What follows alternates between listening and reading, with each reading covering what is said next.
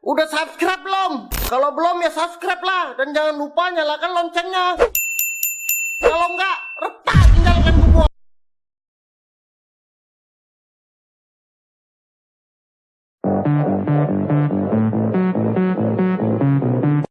Warga korban banjir di Desa Pemuka, Kecamatan Singkil, Kabupaten Aceh Singkil terpaksa mendirikan dapur darurat di pinggir jalan karena rumahnya terendam banjir serta belum ada bantuan dari pemerintah. Berikut informasi disampaikan rekan kami Alfrina Hidayat dan Suari Tiasa dari Aceh Singkil.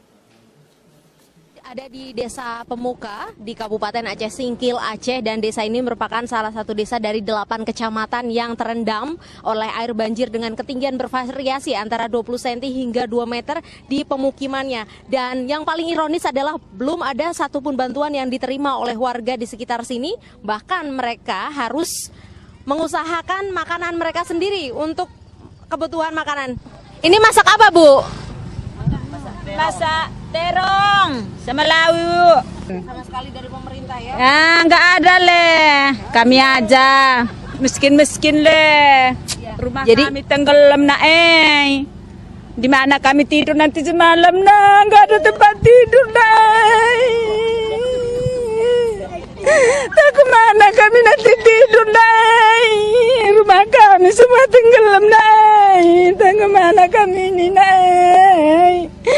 Nanti malam lampu nggak hidup, kemana kami ini nanti kami di sini kami tidur nanti Ibu berapa Bu keluarga Bu?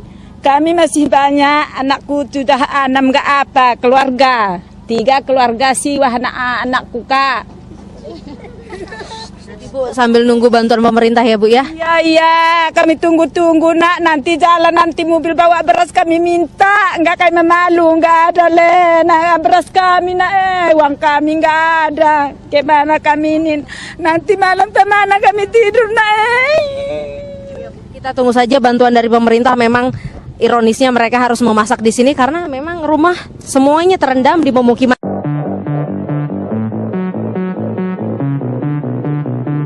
Menyatroni pemukiman penduduk dalam sepekan terakhir. Bu, bagaimana kejadiannya, Bu, sehingga rumah ibu ini dirusak gajah?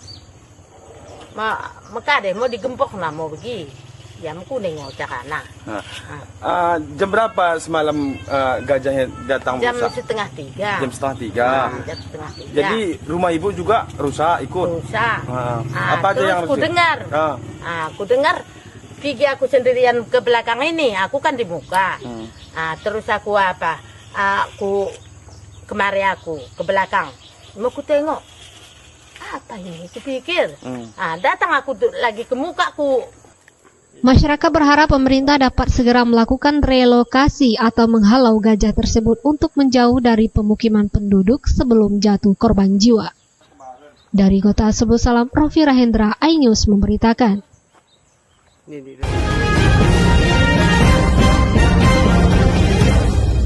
Melalui Gerdang 2. Oh, maksudnya harus melalui mobil Gerdang 2? Iya.